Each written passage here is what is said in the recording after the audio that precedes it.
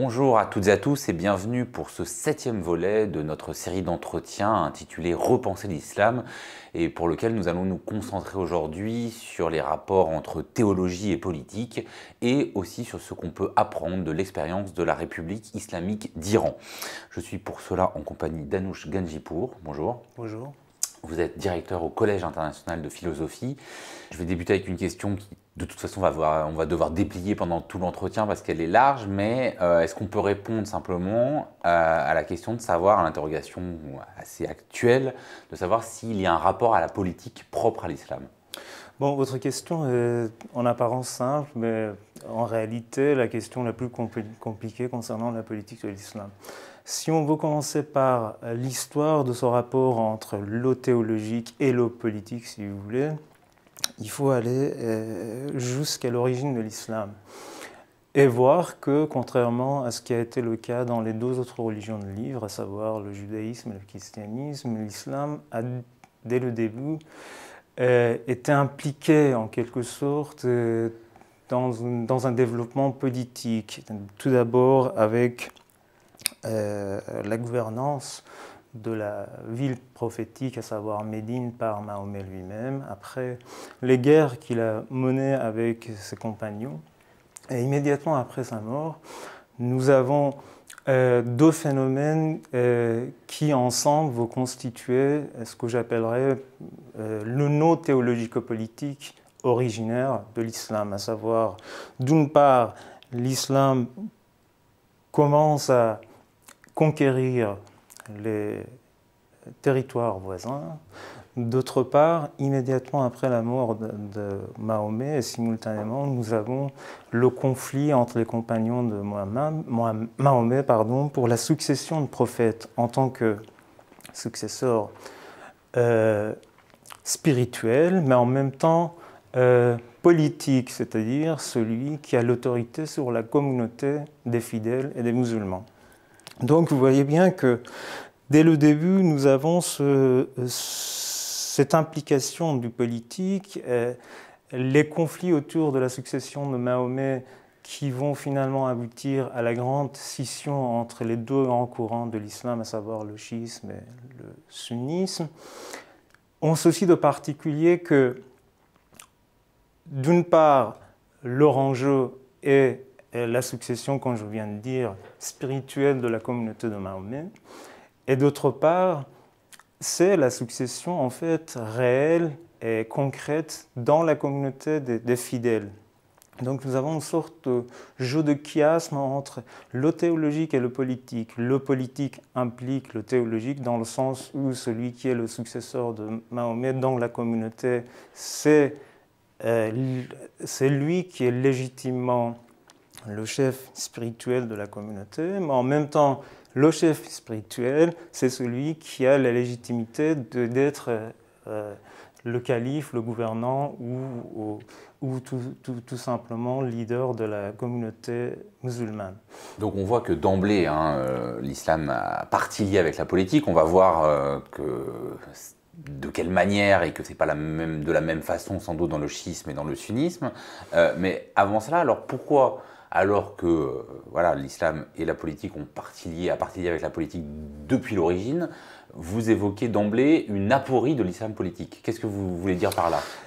Et là encore, nous sommes obligés de remonter dans l'histoire de l'islam pour voir que ce que je viens de dire, même si je l'appelle le no théologico-politique, en tant que tel, il n'est pas constituant d'une politique. C'est-à-dire que nous ne pouvons pas partir tout simplement d'un conflit interne avec une extension externe de la communauté des musulmans, du gouvernement, même si le mot gouvernement n'est pas tout à fait adapté à ce que nous avons, c'est plutôt un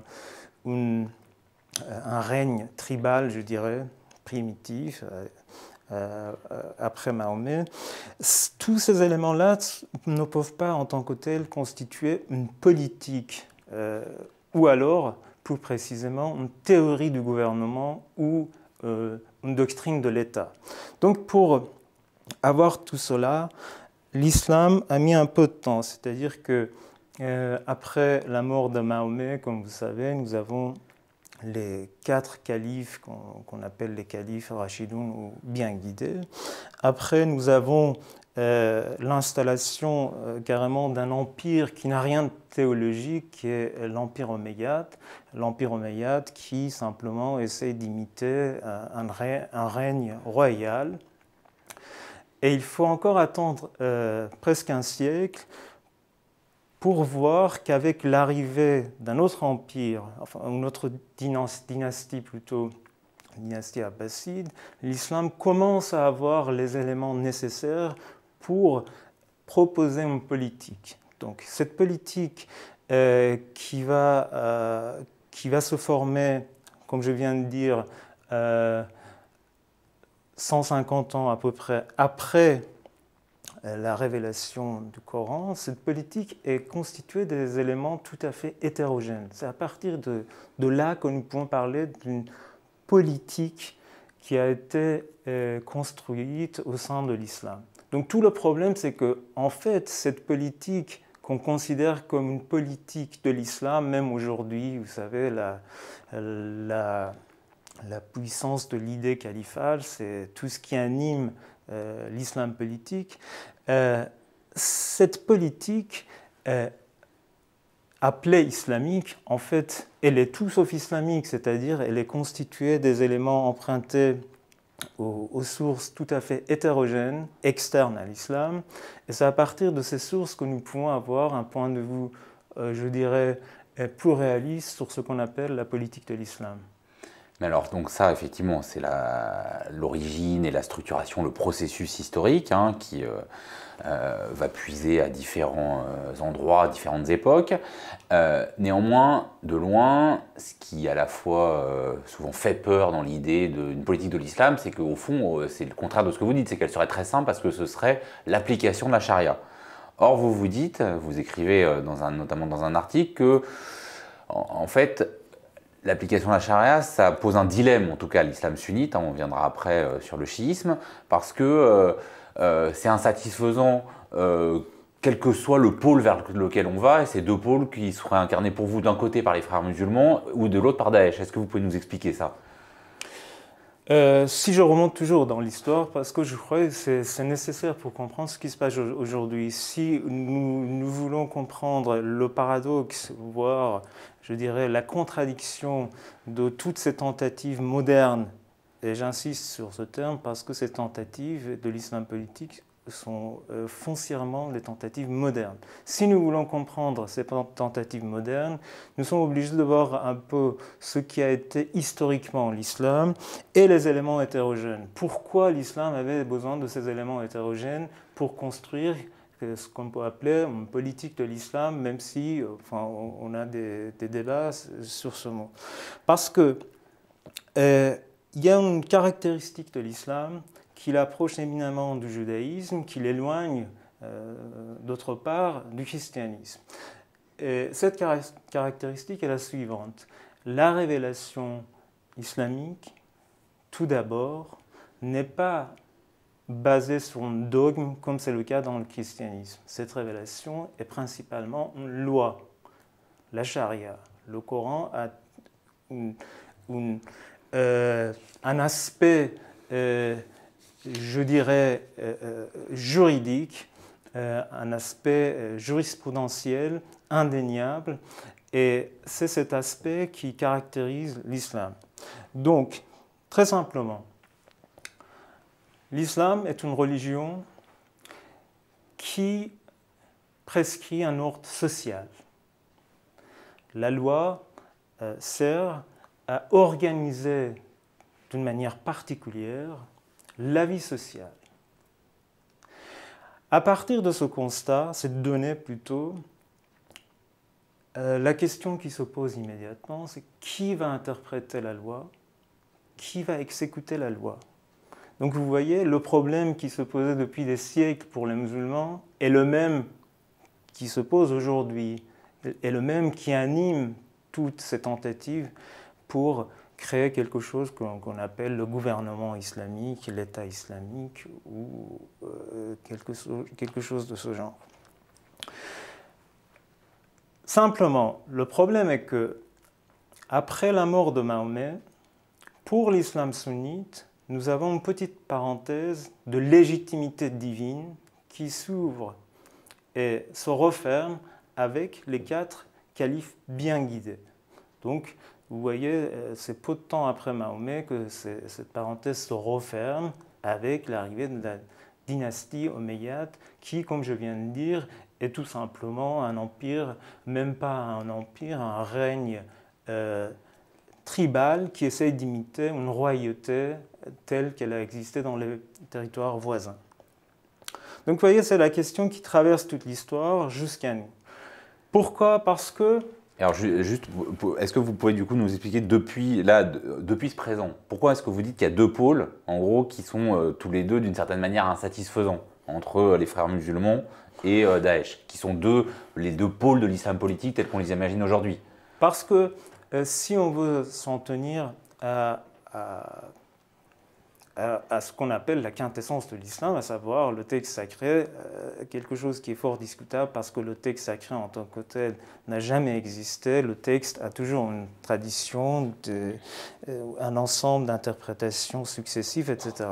Mais si on veut s'en tenir à quelque chose qu'on appelle aujourd'hui faussement l'essence de l'islam, à savoir le texte coranique et l'ensemble des hadiths, traditions prophétiques, ou même le mode de vie du prophète, nous sommes face à cette impasse selon laquelle nous trouvons rien de particulier qui nous indique des éléments de légitimer un pouvoir pour interpréter le texte et pour exécuter après la loi. C'est en fait la même contradiction que nous voyons aujourd'hui en œuvre. Et si on essaie d'identifier les 2 pôles autour de cette contradiction, nous voyons d'une part à une extrémité les frères musulmans qui ont été en fait le premier groupe organisé moderne qui ont tout fait pour arriver au pouvoir, qui ont revendiqué un État islamique, mais une fois arrivés au pouvoir, ils n'avaient aucun moyen pour se distinguer. D'abord, ils ont essayé d'entrer dans le jeu démocratique. Après, à l'intérieur du jeu démocratique, ils se sont rendus compte que pour arriver au pouvoir et le garder, ils sont obligés d'appliquer les principes plutôt de la réelle politique que la charia, parce que la charia reste complètement muette en ce qui concerne d'abord la légitimité, deuxièmement l'exercice du pouvoir.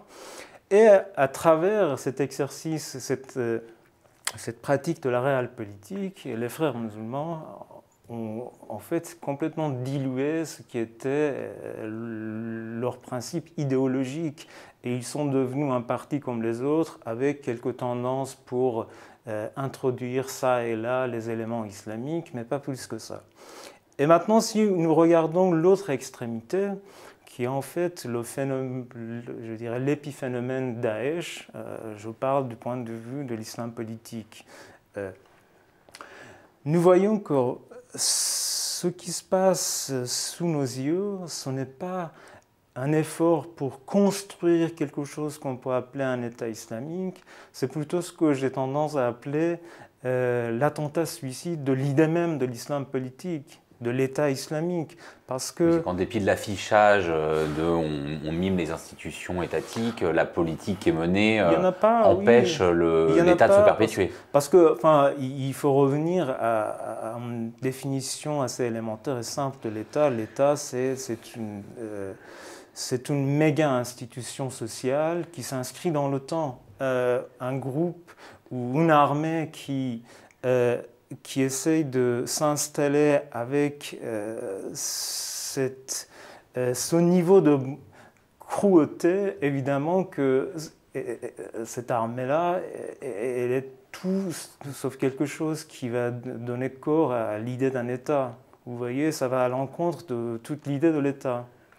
Mais alors donc, à vous entendre, déjà souvent on dit l'État islamique comme s'il ne pouvait y avoir qu'une forme, c'est que de même qu'il y a des islams, il peut y avoir des États islamiques, et on a, avec les frères musulmans en Égypte, l'exemple frappant au fond d'une ce qu'on peut appeler sécularisation, même si c'est un terme sans doute mauvais parce qu'il s'applique mal à une société comme la société égyptienne, et avec le pôle inverse qui serait Daesh, l'organisation de l'État islamique, qui s'affiche comme un État, mais qui en fait est incapable de bâtir un État, alors que la caractéristique première d'un État, c'est justement de se perpétuer.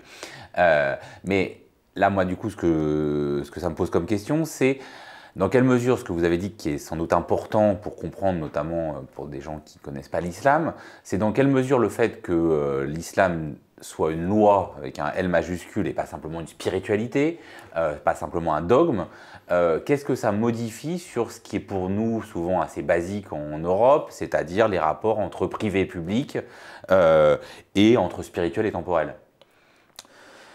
Je crois que le rapport entre la loi avec majuscule et la loi avec minuscule va en fait traverser, ou je dirais diagonaliser, tous les rapports que nous connaissons en tant que constitutifs de la société moderne, à savoir privé, public et d'autres distinctions de ce genre.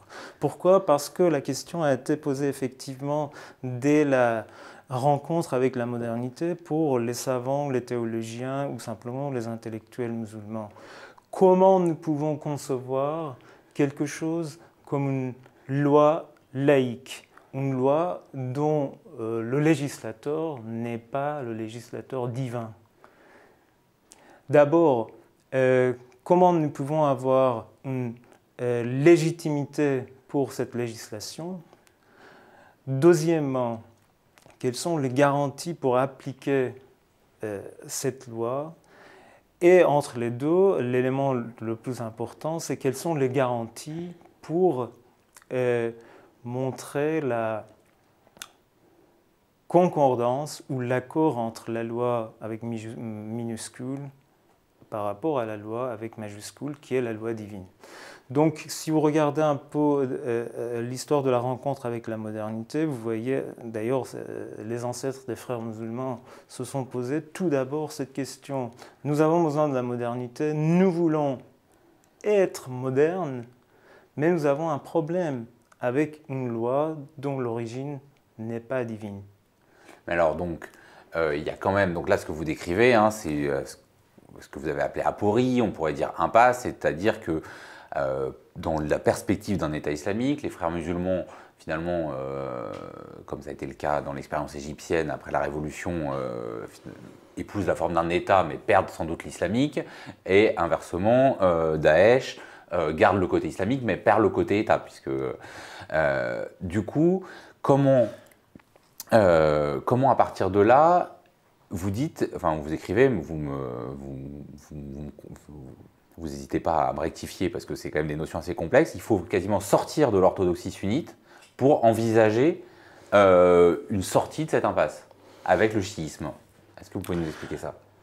Oui, tout d'abord, voyons que l'impasse, à proprement parler, consiste dans le fait que, avec simplement une loi, nous ne pouvons pas avoir un État islamique. Nous avons besoin d'une instance qui dépasse la loi, qui se met à l'extérieur de la loi. La chose a été expliquée dans la tradition de la pensée politique occidentale. Et maintenant, je crois qu'il y a des éléments qui vont nous permettre de mieux voir ce qui s'est passé du côté de l'islam. Donc, pour revenir à l'impasse en question, il faut, pour avoir une pensée de l'État, il faut avoir une instance qui dépasse la loi, qui est capable de suspendre la loi pour donner une légitimité à la loi et pour donner une force à la loi qui établit... À la loi de l'État, là, en l'occurrence. La qui force dépasse la loi de Dieu pour donner une force à la loi de l'État.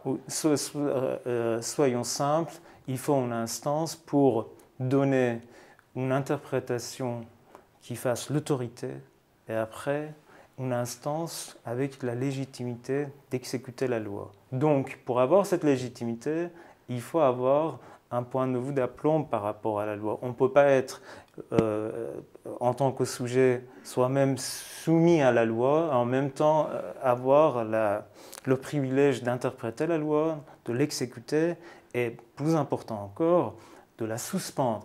Parce que c'est ça, en fait, la contradiction de tous les mouvements islamistes.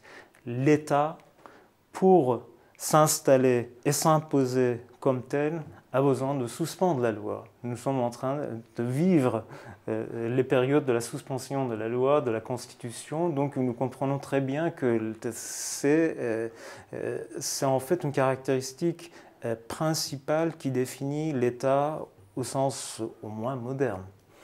Donc cet élément, dans le sunnisme en tant que tel, avec une revendication sur laquelle on a de façon exagérée insisté, à savoir l'application de la charia, on ne peut pas avoir cet élément, cette instance. Il se trouve que historiquement, cet élément a été élaboré, pensé comme le principe même du chiisme. Je ne suis pas en train de vous dire que le chiisme a été dès le début une pensée de l'État. Simplement, il y avait des éléments théologiques qui allaient dans ce sens et qui ont permis, dans la modernité, d'avoir une interprétation politique, étatique de l'ensemble de la tradition chiite. Alors lequel? Parce qu'on ne va pas pouvoir refaire toute la théologie chiite, mais un des éléments fondamentaux, c'est l'idée que l'imam, c'est caché, c'est occulté. En quoi, l'imam reconnu par les chiites, c'est occulté, c'est ça le terme qu'on emploie, et donc les chiites attendent le retour de l'imam caché. Qu'est-ce que ça change à la politique, ça? Écoutez, tout d'abord, disons que l'élément principal, le trait distinctif du chiisme, c'est simplement l'existence de l'imam. C'est-à-dire qu'après Mahomet, la révélation est terminée, mais la guidance de la communauté continue. C'est à l'encontre de la providence divine de laisser sa communauté sans une guidance, avec une légitimité divine. Donc vous voyez déjà, tout le point est là. C'est-à-dire qu'il y a quelqu'un, toujours, après Mahomet, le prophète de l'islam, qui a la légitimité divine d'interpréter la loi et de l'exécuter. Avec l'occultation de l'imam, ce phénomène devient encore plus compliqué et à la fois plus intéressant pour notre discussion. À savoir que les chiismes ont commencé à se poser la question de savoir, pendant la période de l'occultation de l'imam, à savoir jusqu'à la fin des temps, qui va représenter l'imam, qui va avoir la légitimité de l'imam pour devenir l'instance qui interprète la loi, qui devient le guide divin de la communauté. Donc maintenant, ça devient un peu plus compliqué parce que tout le chiisme a essayé de penser ça en termes ésotériques. Simplement, avec la modernité et l'idée de l'islam politique, ce qui a été conçu comme un ésotérisme, une foi intérieure et un rapport intérieur avec un guide divin, est devenu les bases d'une théorie pour penser l'État et sa légitimité. Mais alors, on a quand même donc un exemple concret, en l'occurrence l'Iran tel que refondé par l'imam Khomeini. En quoi c'est différent d'une théocratie classique? Enfin, peut-être qu'on la connaît, nous.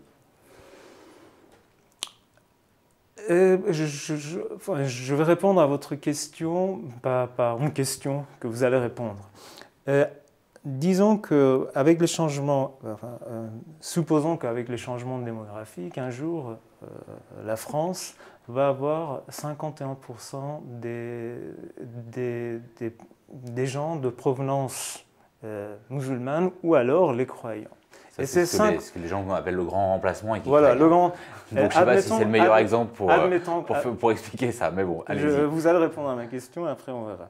Donc si ces 51% vont voter pour tel ou tel article de la charia, pour appliquer tel ou tel article de la charia en tant que la loi laïque aujourd'hui en France, est-ce que le gouvernement qui, à ce moment-là, va appliquer tel ou tel article de la charia, ce gouvernement-là sera un État théocratique ou non, selon vous? Ou on reste toujours dans la démocratie? Non, mais alors moi, je sais poser des questions, mais pas y répondre.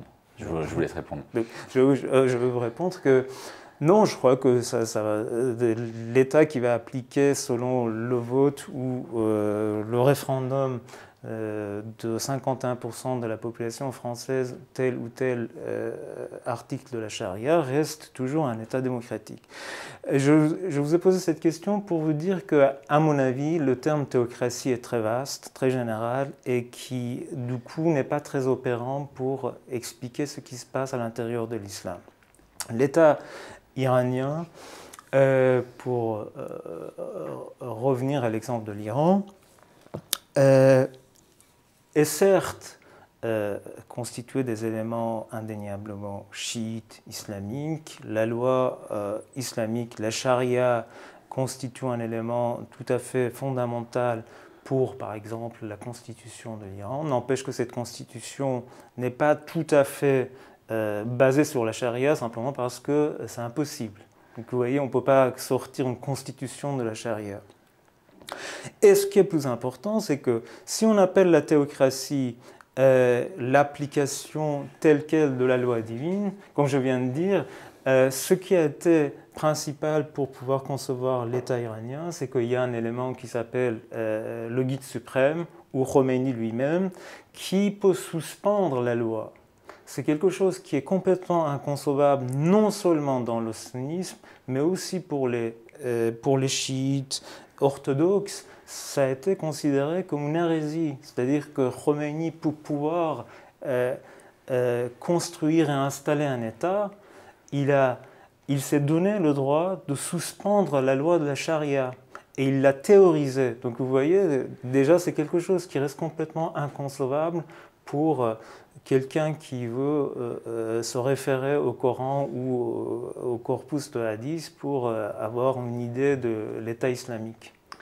Et alors, parce que l'Iran, le nom officiel, c'est la République islamique d'Iran. Est-ce que ça veut dire que Khomeini a inventé un État qui est capable de mélanger une forme de souveraineté populaire avec une forme de souveraineté divine? Ou est-ce que ça veut dire que, puisque je crois qu'il emploie ce terme pour la première fois quand il est en exil en France, que c'est un plan de com pour rassurer les Occidentaux? Il y a tout ça. Je crois qu'il y avait des rapports de force, des forces révolutionnaires qui à ce moment étaient hégémoniques, surtout les mouvements gauchistes, les démocrates, les nationalistes en Iran. Donc il y avait l'influence de tous ces mouvements sur la pensée de Khomeini. Il a été un stratège très fin, très rusé. Certainement, il l'a utilisé pour rassurer les alliés de ce moment, les alliés occidentaux, y compris l'État français, pour pouvoir continuer son combat contre le régime de Shah. Mais je crois qu'on ne peut pas quand même ignorer dans tout cela ce qui a été en fait l'arrière-plan de Khomeini, à savoir qu'il s'agit tout d'abord non pas d'un littéraliste, ni non plus de quelqu'un qui ressemble je ne sais pas, aux dirigeants de Daesh ou membres d'Al-Qaïda, mais tout d'abord un philosophe qui était l'une des grandes figures de la philosophie islamique à l'époque. Pourquoi j'évoque ce point? Parce que je suis convaincu que lorsqu'il entendait le mot république, il n'avait sans doute pas suffisamment de connaissances des théories modernes de la politique. Il comprenait certainement pas ce que voulait dire la République au sens moderne, mais en revanche, la République, dans ses oreilles, sonnait immédiatement la République de Platon, les textes qu'il enseignait pendant toute sa vie.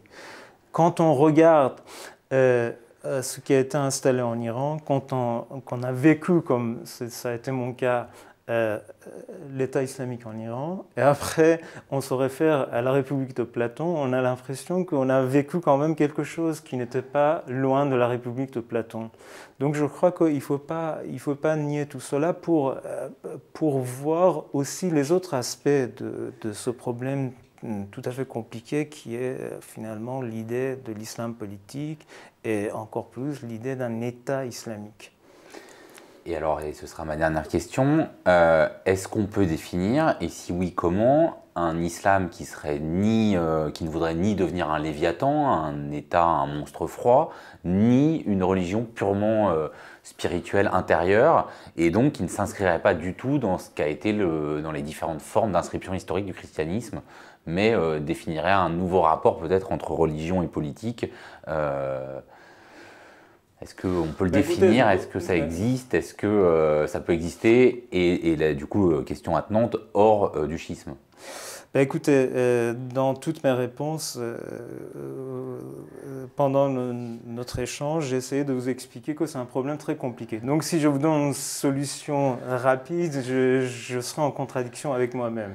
Je ne sais pas, mais simplement ce que je sais, c'est que il est très important d'avoir un regard, je dirais, généalogique sur ce qui a été l'islam politique, comme j'ai commencé par vous expliquer que dès le début, il s'agissait des éléments hétérogènes. Ces éléments hétérogènes sont importants à deux titres. Premièrement, parce qu'ils nous permettent de comprendre ce qu'on appelle l'islam politique est finalement un ensemble des choses qui ne sont pas forcément révélées en tant que telles à Mahomet.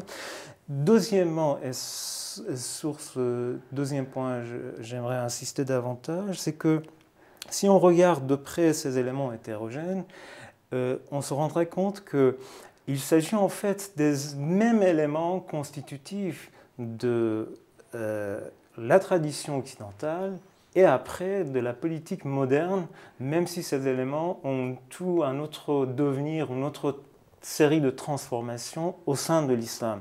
Donc ces éléments hétérogènes, en même temps communs entre les deux traditions, vont peut-être nous permettre de voir en quoi l'islam pose des problèmes à la conception moderne de la politique, à la sécularisation, la loi laïque, etc.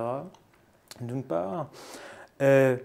D'autre part, ils vont peut-être nous permettre de voir en quoi notre politique moderne a des défauts de cuirasse, a des faiblesses, en quoi il y a des choses qui restent impensées, qui ont été légèrement abordées par nos ancêtres modernes et maintenant qui reviennent avec l'islam. Pour terminer, je vous donnerai simplement les trois foyers principaux de ces éléments hétérogènes pour être un peu plus concret. On ne peut pas comprendre l'islam politique si on n'essaie pas de voir l'islam au sein de ce foyer monothéiste constitué des trois religions, à savoir les éléments constitutifs de la politique de l'islam, à l'origine sont les mêmes qu'on voit dans le christianisme et dans le judaïsme. Et surtout dans le judaïsme, je crois que pour comprendre l'islam, nous sommes obligés d'avancer toujours avec un regard comparatif avec le judaïsme, pour un tas de raisons, les similitudes structurales, etc. etc. Ça, c'était en fait le premier foyer, le foyer monothéiste. Deuxième foyer, peut-être encore plus intéressant et surprenant, c'est l'héritage grec. L'héritage grec a été un élément constitutif dès le 8e siècle pour penser une politique à l'intérieur de l'islam. Quand je parle de l'héritage grec, je parle du même héritage qui a été à la base de toute la pensée occidentale. Et c'est très intéressant de voir que déjà dans l'hellénisme tardif, nous avons des éléments qui vont dans le sens de quelque chose que des chercheurs sur la Grèce ont très finement appelé un calife avant la lettre. Donc vous voyez, les éléments communs vont ainsi nous permettre de changer un peu notre point de vue sur cette problématique de l'islam politique. C'est-à-dire que pour vous, ce qu'il y a de commun dans la généalogie peut permettre de décrire ou voire de produire du commun dans l'avenir? Ça va au moins nous permettre d'identifier un problème qui reste très vague, qui est dans l'air, mais sans avoir une définition ou une détermination assez concrète pour devenir un sujet de savoir, de questionnement. Merci beaucoup Merci à Nojibpour d'être venu jusqu'à Mediapart. Et quant à nous, on se retrouve bientôt pour un nouvel épisode de cette série intitulée Repenser l'islam. Merci beaucoup. Merci.